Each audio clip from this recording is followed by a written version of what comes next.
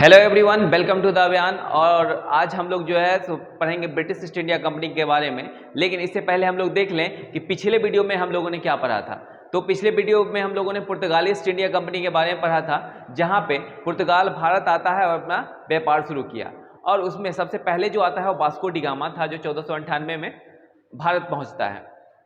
भारत पहुँचने के बाद उसका स्वागत जमोरीन ने किया और जमोरीन उसको ढेर सारा मसाला देता है और वो मसाला लेकर के पहुँचता है अपने देश पुर्तगाल, जहाँ पे वो उसे बेच करके 60 गुना ज़्यादा मुनाफा कमाता है और इससे उसका लालच बढ़ जाता है। और ये बात अपने राजकुमार हेनरी द नेविगेटर को बताया और हेनरी द नेविगेटर ने एक कंपनी बनाई जिसका नाम था एस्तादो द इंडिया।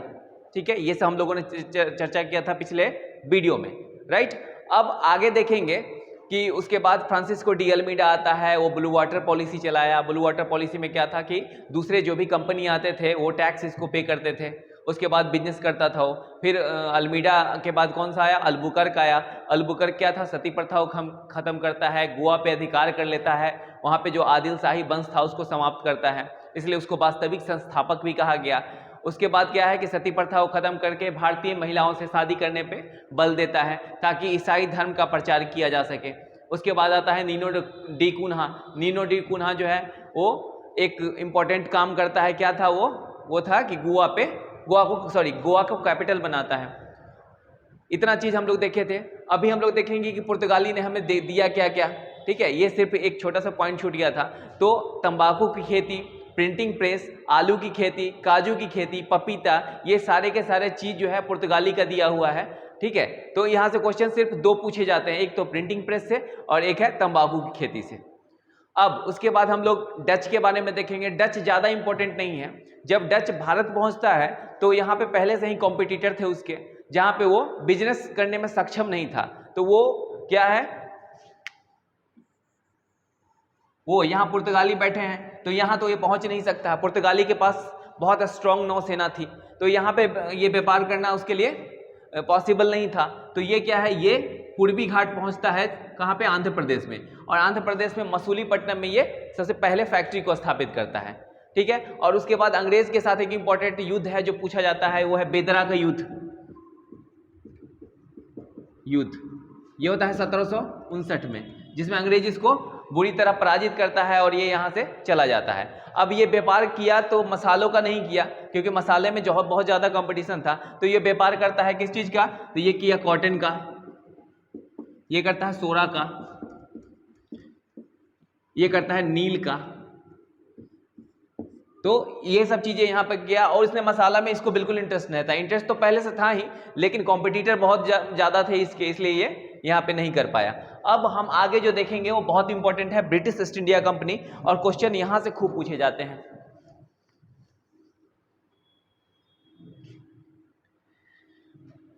तो देखेंगे कि ब्रिटिश ईस्ट इंडिया कंपनी बनी कब? 31 दिसंबर 1600 को इंग्लैंड की महारानी एलिजाबेथ ने एक चार्टर ईस्ट इंडिया कंपनी को दिया, जिसके अंतर्गत ये ऐसा कहा गया कि आप 15 साल तक व्यापार कर सकते हैं जाकर के इंडिया के साथ। तो ईस्ट इंडिया कंपनी एस्टेब्लिश कब होता है? 31 दिसंबर 1600 ईस्वी को। और भारत कब पहुंचता है? तो 1608 में। कौन आता है सबसे पहले? Captain Hawkins. कैप्टन हॉकिंस किसके दरबार में आता है? जहांगीर के दरबार में। ठीक है, ऐसे जो वो फरमान दिया गया था, वो जो लेटर लिखा गया था, वो अकबर के नाम था। लेकिन 1605 ईस्वी में अकबर की मृत्यु हो जाती है। अकबर जब 1605 में मर जाता है तो उसका पुत्र जहांगीर गद्दी पे बैठता है और ये शासक था उस समय। तो कैप्टन हॉकिंस आता है और जहांगीर से मिलता है। जहांगीर से मिलकर फारसी भाषा में बात किया। फारसी क्या था? तो जहांगीर का जो है लैंग्वेज, यानी ऑफिशियल लैंग्वेज उस समय फारसी चला गया, यानी दरबार में जो है फारसी भाषा का इस्तेमाल किया जाता था। तो वो फारसी में बात करता है। जहांगीर इस बात से बहुत खुश होता है और जहांगीर जो है इसको अनुमति देता है बिजनेस करने के लिए। लेकिन इसको सिर्फ बिजनेस के लिए अनुमति भी मिला था और ये एक फैक्ट्री बनाता है सूरत में। ये सूरत में फैक्ट्री बनाना शुरू करता है और इसका विरोध जहांगीर ने कर दिया। जहांगीर फैक्ट्री को बंद करवा देता है। तो क्वेश्चन पूछा जाता है कि पहला फैक्ट्री कि मतलब ईस्ट इंडिया कंपनी ने कब खोला, तो 1608 में खोला। कहाँ खोला, तो सूरत में खोला, ठीक है। और उसके बाद 1611 में ये मसूलीपट्टनम में खोलता है, ये आंध्र प्रदेश में पड़ता है। सूरत वाला जो फैक्ट्री था वो अस्थायी था क्योंकि बंद करा दिया गया था जहांगीर के द्वारा। लेकिन एक घटना घटती है 1611 में। 1611 में क्या था कि ईस्ट इंडिया कंपनी और पुर्तगाल के बीच एक युद्ध हो जाता है, स्वाली का युद्ध। स्वाली का युद्ध, स्वाली के युद्ध में क्या था कि ईस्ट इंडिया कंपनी जो है सो पुर्तगाल को हरा देता है। इस बात की खुशी जहांगीर को होती है और जहांगीर खुश होकर के क्या करता है कि सूरत को अस्थाई फैक्ट्री बनाता है। और कब बनाता है, 1613 में। साथ ही मसूलीपट्टनम में फैक्ट्री खोलने का आदेश देता है और कैप्टन हॉकिंस इस बात से बहुत खुश, ठीक है। उसके बाद एक और क्वेश्चन पूछा जाता है कि टॉमस रो, इसको सर लगाते हैं, सर टॉमस रो भारत कब आया था, तो ये आया था 1615 में। और 1615 से 18 तक 3 सालों तक रहा था जहांगीर के दरबार में, ठीक है। उसके बाद जब इसने बिजनेस आगे बढ़ाया तो 1632 में ये पट्टे पर गोलकुंडा को ले लेता है, गोलकुंडा के सुल्तान से। तो गोलकुंडा पे ये मतलब पट्टा मतलब क्या, वो रेंट पे लेता है बिजनेस करने के लिए, ठीक है, 1632 में। आगे एक बहुत महत्वपूर्ण घटना है, उसके बारे में जिक्र करेंगे। 1661 का 1661 में पुर्तगाल की एक राजकुमारी थी जिसका नाम था कैथरीन। कैथरीन की शादी चार्ल्स द्वितीय से होता है। कैथरीन की शादी चार्ल्स द्वितीय कहां का, तो ब्रिटेन का राजकुमार। ये कहां का, पुर्तगाल की राजकुमारी। जब शादी हुआ तो इसमें बॉम्बे को दहेज में दे दिया, किसको, चार्ल्स को देता है, ब्रिटेन को। तो कैथरीन की शादी हुई चार्ल्स से, चार्ल्स को बॉम्बे दे दिया गया है दहेज में, और चार्ल्स ब्रिटेन के रहने वाले। अब ब्रिटेन से बॉम्बे दूरी बहुत ज्यादा है, अब करेगा क्या, तो बॉम्बे को क्या है, ये रेंट पे दे देगा, किसको, ईस्ट इंडिया कंपनी को, EIC ईस्ट इंडिया कंपनी को। और ईस्ट इंडिया कंपनी को कितने, 10 पाउंड में, बहुत सस्ते में ईस्ट इंडिया कंपनी को दे दिया। तो गोलकुंडा ये हासिल कर चुका है, ये जो है सो अनुमति ले चुका है, किससे, जहांगीर से ले चुका है। और कहाँ, सूरत में ले चुका है, मसूलीपट्टनम में ले चुका है। अब बॉम्बे भी इसके हाथों में आ गया बिजनेस करने के लिए, ठीक है। तो कैथरीन, क्वेश्चन पूछे कैथरीन कहाँ की राजकुमारी थी, तो पुर्तगाल की, ठीक है। ये 1661 में होता है, ठीक है। आगे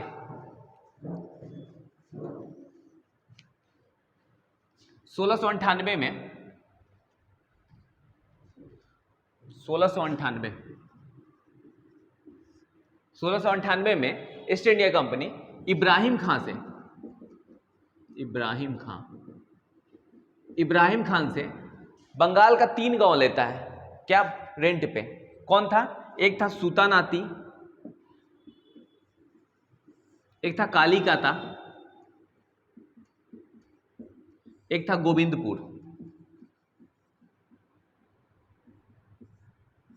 ये तीनों गांव लिया। ये कालीकाता बाद में जाके कलकत्ता बनता है, जो भी वर्तमान में है कैपिटल है पश्चिम बंगाल का, ठीक है। गोविंदपुरी और सूतानाती, मतलब धीरे धीरे क्या है, ये अपना क्षेत्र बढ़ा रहा है और उस पर बिजनेस शुरू कर रहा है। तो उस समय 1698 में जब इब्राहिम खान से ले लेता है तो ये तीनों गांव पे ये कब्जा कर लेता है। उसके बाद एक और इंपॉर्टेंट घटना घटती है 1717 में। 1717 में औरंगजेब की मृत्यु 1707 में हो जाती है।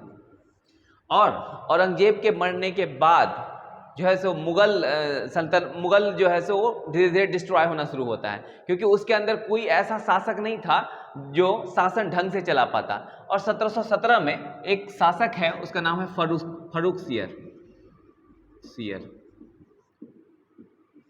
ठीक है। ये 1715 में पड़ जाता है बीमार,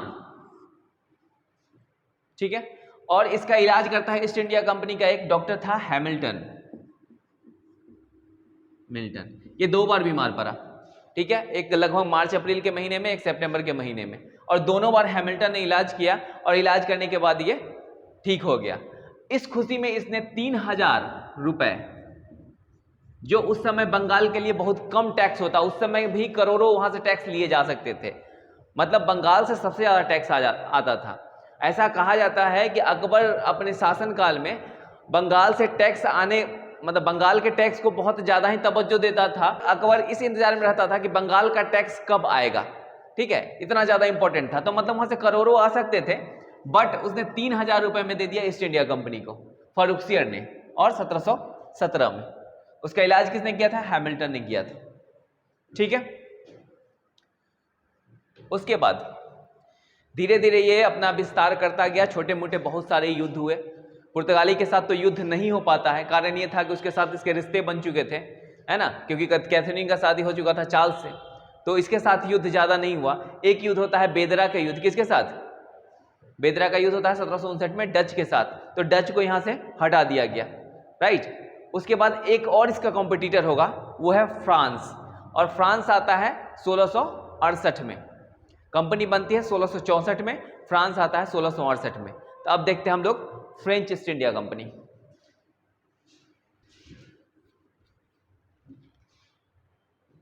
फ्रांस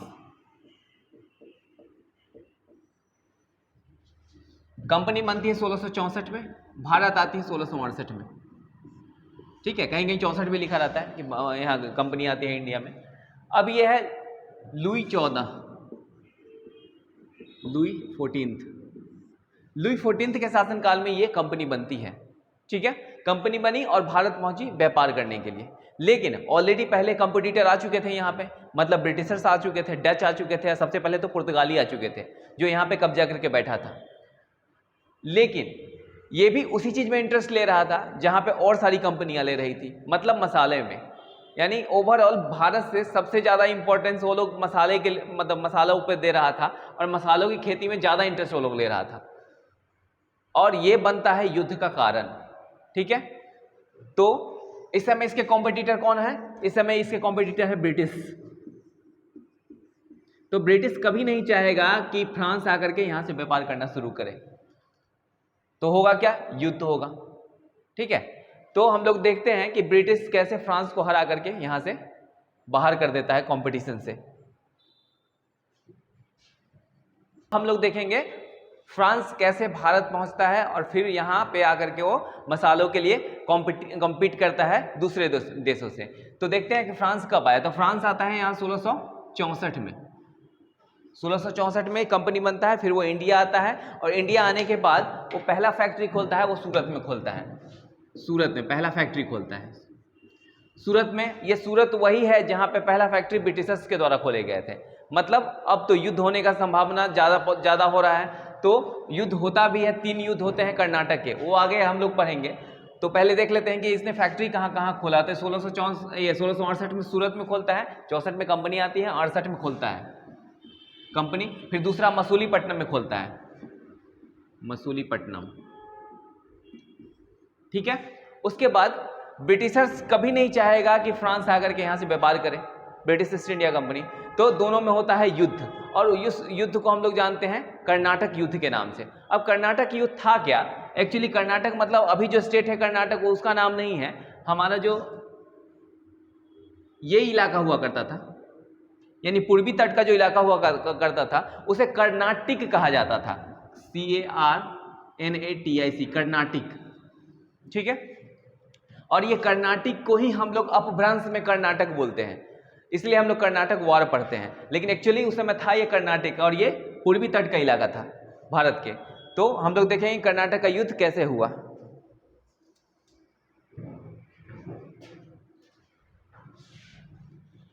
तीन युद्ध इंपॉर्टेंट है कर्नाटक के।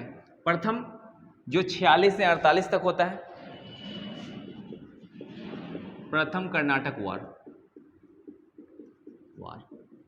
ये हो यूं रहा था कि ऑस्ट्रिया एक देश है यूरोप में, और ऑस्ट्रिया के उत्तराधिकार के लिए फ्रांस और ब्रिटेन आपस में लड़ रहे थे। मतलब इंडिया में नहीं लड़ रहे थे, वो यूरोप में लड़ रहे थे और उसका इम्पैक्ट जो है यहाँ देखने को मिल रहा था। ये वही वाली बात हो गई कि जैसे अगर आप दो पड़ोसी हैं और सपोज आप दिल्ली में रह रहे हैं, ठीक है, अगर आपके फैमिली में यहाँ युद्ध हो जाता है, आपस में मारपीट हो जाता है, तो वहाँ पे भी आप लोग युद्ध करना शुरू कर देंगे, एक दूसरे से मारपीट करना शुरू कर देंगे। सेम सिचुएशन यहाँ था। तो कर्नाटक का प्रथम युद्ध भारत में हुआ, लेकिन ये इसका संभावना जो है ये ऑस्ट्रिया के उत्तराधिकार के लिए युद्ध वहां से शुरू होता है। तो कर्नाटक और प्रथम कब से कब हुआ? तो 1746 से 48 तक होता है। ये 2 सालों तक हुआ और ये एक्स-ला-शापेल की संधि से समाप्त होता है। एक्स-ला-शापेल क्वेश्चन पूछा जाता है कि कर्नाटक का प्रथम युद्ध किस संधि से समाप्त होता है? तो एक्स-ला-शापेल की संधि से समाप्त होता है। अब जाहिर सी बात है कि 1746 से 48 तक चला, तो संधि भी 1748 में युद्ध समाप्त होने के बाद ही होगा। तो ये होता है 1748 में। दूसरा कर्नाटक वॉर, ये होता है 1749 से 54 तक, ठीक है। और ये किससे? ये पौंडीचेरी की संधि, पौंडीचेरी की संधि के साथ समाप्त होता है। इसका संधि ज्यादा इंपॉर्टेंट है क्योंकि वहां से क्वेश्चन खूब आता है। तीसरा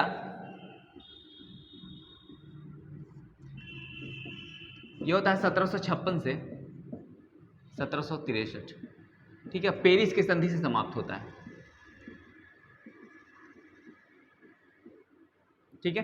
3 कर्नाटक युद्ध होते हैं, 46 से 48, 49 से 54 और ये 56 से 63, और ये 7 सालों तक चला था, इसलिए इसको सप्तवर्षीय युद्ध भी कहा जाता है, वर्षीय युद्ध। पेरिस की संधि के साथ ये समाप्त हो जाता है, ठीक है। उसके बाद एक बहुत इंपॉर्टेंट युद्ध होता है जहां पे फ्रांस जो है सो इंडिया छोड़ करके चला जाएगा, वो है वांडीवास का युद्ध। वांडीवास ये कब होता है? 1760 में होता है, जिसमें अंग्रेजों की विजय होती है, मतलब ईस्ट इंडिया कंपनी जीत जाता है और फ्रांस जो है भारत छोड़ के चला जाता है। अब जितने भी कंपनियां थे उसको भगा चुका है कौन? ब्रिटिशर्स भगा चुका है और खुद बैठा हुआ है भारत में व्यापार करने के लिए। अब उसका कोई कॉम्पिटिटर नहीं है। अब वो उस मतलब मसालों का व्यापार, कॉटन का व्यापार वो खुद करेगा। बट उसके साथ समस्या अब ये है कि यहाँ के जो छोटे मोटे राजा थे, ठीक है, वो उसको परेशान कर रहे थे, उसको अच्छे से व्यापार करने में मदद नहीं कर पा रहे थे, ठीक है। तब क्या करेगा? अंग्रेज अब उनसे युद्ध करेगा, मतलब भारतीय राजाओं से युद्ध करेगा, ठीक है। और भारतीय राजाओं से जब युद्ध करेगा तो उसी के अंतर्गत हम लोग देखेंगे प्लासी का युद्ध होता है सिराजुद्दौला के साथ। तो हम अगले वीडियो में पढ़ेंगे कि प्लासी का युद्ध कैसे हुआ और बंगाल पे कैसे कब्जा किया अंग्रेजों ने, ठीक है। तो आज भर इतना ही, अगले वीडियो में हम लोग देखेंगे बंगाल के बारे में और वहाँ डिटेल में पढ़ेंगे। Thank you.